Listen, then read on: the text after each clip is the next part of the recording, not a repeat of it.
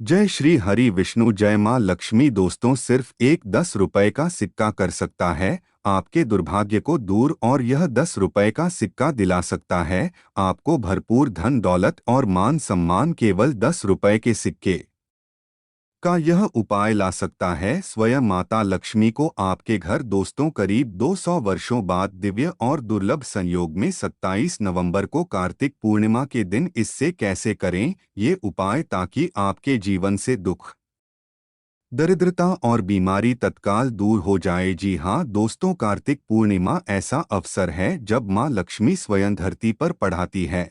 और अगर आप भी चाहते हैं कि माँ लक्ष्मी का आगमन आपके घर संसार में हो, तो इस वीडियो को लाइक करके कमेंट में जय माँ लक्ष्मी लिखना ना भूलें। दोस्तों, कार्तिक पूर्णिमा के दिन को धनदायिनी पूर्णिमा कहा जाता है। मान्यता है कि इस दिन आकाश से अमृत तत्व की वर्षा होती है, माँ लक्ष्मी की विशेष कृपा होती है। और इस वर्ष कार्तिक पूर्णिमा नवंबर दिन सोमवार को मनाई जाएगी। दोस्तों, इस दिन चंद्रमा अपनी 16 कलाओं से परिपूर्ण होता है और कार्तिक पूर्णिमा के दिन सुख संपत्ति की देवी लक्ष्मी अपनी सवारी उल्लू पर सवार होकर धरती पर भ्रमण करती है। मान्यता है कि इस दिन मां लक्ष्मी का जन्म हुआ था, इसलिए यह दिन मां लक्ष्मी को प्रसन्न करने के लिए सबसे उत्तम दिन माना जाता है। अगर आप सुख समृद्धि में वृद्धि करना चाहते हैं तो कार्तिक पूर्णिमा के दिन इनमें से कोई भी उपाय करते हैं तो आपकी आर्थिक तंगी दूर होगी और मां लक्ष्मी की कृपा से धन दौलत में खूब तरक्की होगी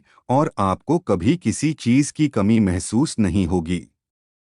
दोस्तों, कार्तिक पूर्णिमा के दिन सुबह स्नान करने के बाद मां लक्ष्मी की पूजा करें। फिर मां लक्ष्मी की पूजा में उन्हें सफेद पुष्प अर्पित करें। इसके बाद मां लक्ष्मी को सफेद मिठाई का भोग लगाकर व्रत का संकल्प लें। इसके बाद शाम के समय फिर से मां लक्ष्मी की पूजा और आरती करें। ऐसा करने से मां लक्ष्मी प्रसन्न होकर मन कामनाएं पूर्ण करती है। मान्यता है कि जो इस पूर्णिमा की रात जागकर मां लक्ष्मी की उपासना करता है उसे मां लक्ष्मी की विशेष कृपा प्राप्त होती है। दोस्तों, कार्तिक पूर्णिमा की रात लक्ष्मी पूजन से कर्जों से मुक्ति मिलती है, इसलिए इसे कर्ज मुक्ति पूर्णिमा भी कहा जाता है। दोस्तों, ज्योतिष के अनुसार इस रात्रि को श्री सूक्त का पाठ, कनकधारा स्तोत्र, विष्णु सहस्त्रनाम का जाप और भगवान कृष्ण का मधुराष्ट्रकम का पाठ करना कार्यों में सिद्ध दिलाता है। दोस्तों, कार्तिक पूर्णिमा के दिन मां लक्ष्मी के साथ साथ भगवान विष्णु और कृष्ण भगवान की भी पूजा आराधना करें। चंद्रदेव की पूजा आराधना करें और रात्रि में एक लोटा जल चंद्रदेव को जरूर अर्पित करें। कहा जाता है कि इस दिन चंद्रमा के दर्शन मात्र से ही व्यक्ति के सारे कष्ट मिट जाते हैं। दोस्तों, चंद्रोदय 27 नवंबर की शाम 6:15 पर होगा। दोस्तों, पूर्णिमा के दिन पीपल वृक्ष में देवी लक्ष्मी का आगमन होता है, इसलिए देवी माँ की कृपा पाने के लिए इस दिन पीपल वृक्ष पर कुछ मीठा जरूर चढ़ाएं। दोस्तों, मान्यता है कि माँ लक्ष्मी को सुपारी बहुत ही प्रिय है। कार्तिक पूर्णिमा पर सुबह माता की पूजा में 10 रुपए के सिक्के पर सुपारी जरूर रखें। फिर पूजा के बाद सुपारी पर लाल धागा लपेटकर अक्षत, कुमकुम, पुष्प आदि से पूजन कर उसे तिजोरी में रखें। ऐसा करने से तिजोरी हमेशा धन से भरी रहेंगे और निरंतर धन का आगमन होता रहेगा। दोस्तों, कार्तिक पूर्णिमा को कुमार पूर्णिमा के नाम से भी जाना जाता है। इस दिन कार्तिकेय भगवान की पूजा करने का विशेष महत्व है। मान्यता है कि कुंवारी कन्याओं द्वारा भगवान कार्तिकेय की पूजा करने से उन्हें मनचाहा साथ ही मिलता है। और दोस्तों, आज जो हम विशेष उपाय बताएंगे वह 10 रुपए के सिक्के से करना है। उपाय बताने से पहले आपसे रिक्वेस्ट करते हैं कि वीडियो को लाइक जरूर करिएगा, दोस्तों को शेयर कर दीजिएगा और अगर आपने अभी तक चैनल को सब्सक्राइब नहीं किया है तो चैनल को सब्सक्राइब करके बेल आइकन जरूर दबाएगा। दोस्तों, आखिर 10 रुपए का ही सिक्का क्यों? क्योंकि इसे बड़ा लाभकारी माना जाता है। इसमें स्टील और पीतल का मिश्रण होने के कारण यह शुभ फलदायक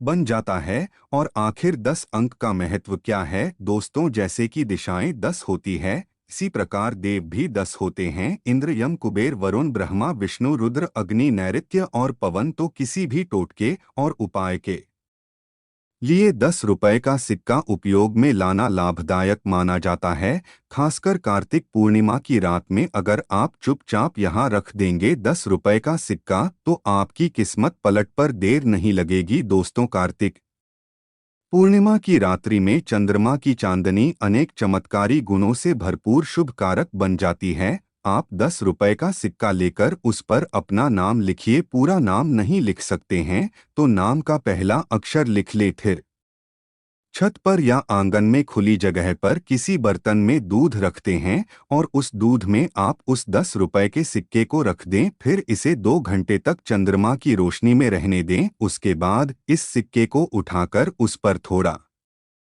गंगाजल छिड़ककर इस पर हल्दी का टीका लगाएं। फिर उसे ले जाकर अपने घर की तिजोरी में रख दें। दोस्तों, यह सिक्का धन को खींचता है और इसे तिजोरी में रखने से धन का आगमन निरंतर बना रहेगा और इससे वर्षों की निर्धनता भी दूर हो जाती है और मां लक्ष्मी का घर में स्थायी वास हो जाता है और इस सिक्के से आपका हर कार्य आसान हो सकता है। दोस्तों, जब भी किसी महत्वपूर्ण काम से आप बाहर जाएं तब उस सिक्के को निकालकर एक दीपक पर 3 बार उल्टा वार कर अपने पर्स में रख लें और मन ही मन कार्य पूर्ति की प्रार्थना करते जाएं तो देखिएगा कामयाबी आपको अवश्य मिलेगी। दोस्तों, कार्तिक पूर्णिमा की रात्रि में खीर को या कई क्षेत्रों में मीठे दूध को चंद्रमा की रोशनी में रखा जाता है। इस खीर या दूध का सेवन करने से अच्छा स्वास्थ्य और सौंदर्य का लाभ होता है। इसे ग्रहण करने से पुरानी बीमारी खत्म हो जाती है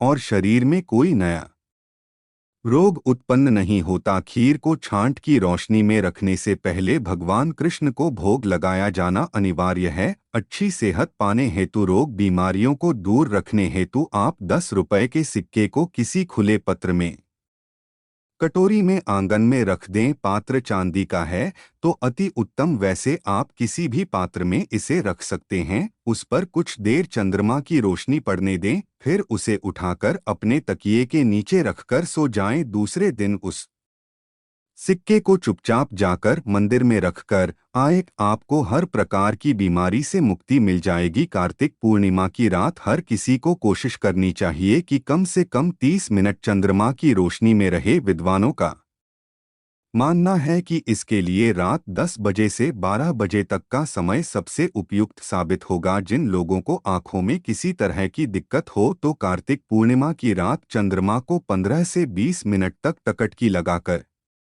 देखें, आपकी परेशानी दूर हो जाएगी। इस दिन मानसिक रोगियों को रोग मुक्ति और मस्तिष्क की मजबूती के लिए आयुर्वेदिक औषधियां पिलाई जाती हैं। मान्यताओं के अनुसार कार्तिक पूर्णिमा के दिन पूर्ण रूप से शुभ फल पाने के लिए इस दिन सात्विक भोजन ग्रहण करें। इसके अलावा कार्तिक पूर्णिमा के दिन शरीर और मन को शुद्ध रखें और कोशिश करें कि इस दिन उपवास रखें। इसके साथ ही इस दिन चमत्कारी लाभ पाने के लिए सफेद रंग के वस्त्र धारण करें। तो कार्तिक पूर्णिमा का अवसर हाथ से जाने न दें। इनमें से कोई भी उपाय करके अपनी समस्याओं से मुक्ति पाएं। दोस्तों, वही आपको इस दिन कार्तिक पूर्णिमा की कथा भी जरूर सुननी चाहिए, जिसको सुनने मात्र से आपकी सारी मनोकामनाएं पूर्ण हो जाएंगी। तो आइए शुरू करते हैं। कार्तिक पूर्णिमा व्रत कथा। एक पौराणिक कथा के अनुसार तारकासुर नामक एक राक्षस था। उसके 3 पुत्र थे, तारक, कक्ष, कम लागत और विद्युत माली। तारकासुर बहुत ही बलवान था। उसने धरती स्वर्ग पर अपना आतंक मचा रखा था, जिससे परेशान होकर देवताओं ने भगवान शिव से उसका अंत करने के लिए प्रार्थना की। उनकी प्रार्थना सुनकर भगवान शिव ने तारकासुर का वध किया। इससे देवता बड़े प्रसन्न हुए। उसके तीनों पुत्रों को यह सुनकर बड़ा दुख हुआ और उन्होंने इसका बदला लेने के लिए ब्रह्मा जी की घोर तपस्या की। उनकी तपस्या से प्रसन्न होकर ब्रह्मा जी ने तीनों से वरदान मांगने को कहा। तीनों ने ब्रह्मा जी से अपने अमर होने का वरदान मांगा। ब्रह्मा जी ने अमृता के अलावा कोई दूसरा वरदान मांगने को कहा। इसके बाद उन तीनों ने कुछ देर तक इस पर बहुत विचार किया और फिर ब्रह्मा जी से कहा, 3 अलग अलग नगरों का निर्माण करें, जिसमें सभी बैठकर पूरी पृथ्वी और आकाश में घूम सकें। 1000 साल बाद जब हम मिलें तो हम तीनों के नगर मिलकर एक हो जाएं। जो देवता तीनों नगरों को एक ही बाण से नष्ट करने की क्षमता रखता हो वही हमारी मृत्यु का कारण बने, उन सबकी नज़र में यह एक असंभव कार्य था। उन्होंने उन्हें वह वरदान ब्रह्मा जी के निर्देशानुसार मय दानव ने उनके लिए 3 नगरों की स्थापना की, तार कक्ष के लिए सोने का कमरा के लिए चांदी का और विद्युत माली के लिए लोहे का नगर बनाया गया। तीनों ने मिलकर तीनों लोकों पर ना अधिकार जमा लिया। इंद्र देवता इन तीनों राक्षसों से बहुत भयभीत हुए और भगवान शंकर की शरण में गए की बात सुनकर भगवान शिव ने इन दानवों का नाश करने के लिए एक दिव्य रथ का निर्माण किया। इस दिव्य रथ की हर एक चीज देवताओं से बनवाई गई थी। चंद्रमा और सूर्य से पहले बने इंद्र, वरुण, यम और कुबेर रथ के 4 घोड़े बने। हिमालय धनुष बने और शेषनाग प्रत्यंचा बने। भगवान शिव खुद बाढ़ बने और बाण की नोक अग्निदेव स्वयं बने। इस दिव्य रथ पर भगवान शिव स्वयं सवार हुए देवताओं से बने। इस रात और तीनों भाइयों के बीच भयंकर युद्ध हुआ। युद्ध करते समय प्रभु लीला से एक ऐसा समय आया जब तीनों रथ एक ही सीध में आ गए। जैसे ही यह तीनों रथ एक सीध में आए, उसी समय भगवान शिव ने अपने 5 छोड़े और तीनों का नाश कर दिया। इसी वर्ष के बाद भगवान शिव को डोट त्रिपुरारी कहा जाने लगा था। दूसरी कथा भगवान श्री कृष्ण की पत्नी सत्यभामा से जुड़ी हुई है। श्री कृष्ण की पत्नी बनने से पहले सत्यभामा ने पिछले जन्म में एक ब्राह्मण की पुत्री के रूप में जन्म लिया था। बेहद कम उम्र में ही उनके पति और पिता को एक राक्षस ने मार दिया। वह ब्राह्मण की पुत्री भरी दुनिया में रोते बिलखते अकेली रह गई। फिर उसने स्वयं को विष्णु भगवान की भक्ति में समर्पित कर दिया। ब्राह्मण की वह पुत्री पूरी श्रद्धा के साथ सभी एकादशी का व्रत रखती और कार्तिक मास में नियम पूर्वक सूर्योदय से पूर्व स्नान करके भगवान विष्णु और तुलसी की पूजा करती थी। इस तरह उसने अपना पूरा जीवन गुजार दिया। एक दिन जब वह कार्तिक स्नान के लिए गंगा में डुबकी लगाने गई तो डुबकी लगाते ही उसे तेज बुखार आ गया और उसने गंगा तट पर अपने प्राण त्याग दिए। उसी समय विष्णुलोक से एक विमान आया और उसके दिव्य शरीर को विमान में बैठकर विष्णु लोक पहुंच गया। कहते हैं कि जब भगवान विष्णु ने धरती पर कृष्ण के रूप में अवतार लिया, तब उस ब्राह्मण पुत्री ने भी सत्यभामा के रूप में जन्म लिया। कार्तिक मास में दीपदान करने के कारण सत्यभामा को सुख और संपत्ति प्राप्त हुई। नियमित तुलसी में जल अर्पित करने के कारण सुंदर वाटिका का सुख मिला और बाद में वह भगवान श्री कृष्ण की पत्नी भी बनी। तीसरी कथा के अनुसार एक बार इल्ली ने घूं से कहा कि चलकर दोनों कार्तिक स्नान कर लेते हैं। घूम ने मना कर दिया, लेकिन दिल्ली ने स्नान किया। जब दोनों की मृत्यु हो गई तो कार्तिक स्नान कर पुण्य के कारण इल्ली का जन्म एक राजा के घर में पुत्री के रूप में हुआ, जबकि घोल राजा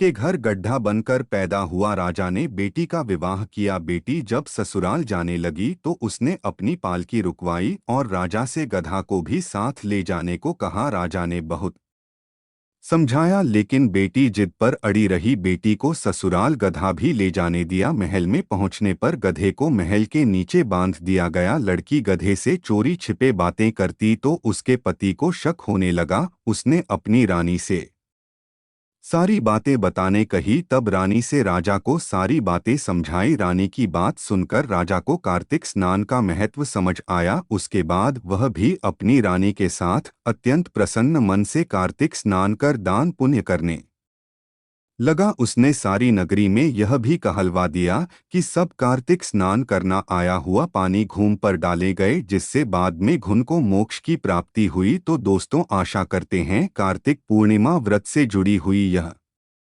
महत्वपूर्ण जानकारी आपके लिए अवश्य उपयोगी सिद्ध होगी। तो दोस्तों, आपको जानकारी कैसी लगी हमें कमेंट में ज़रूर बताइएगा। वीडियो अच्छा लगा हो तो वीडियो को लाइक, शेयर और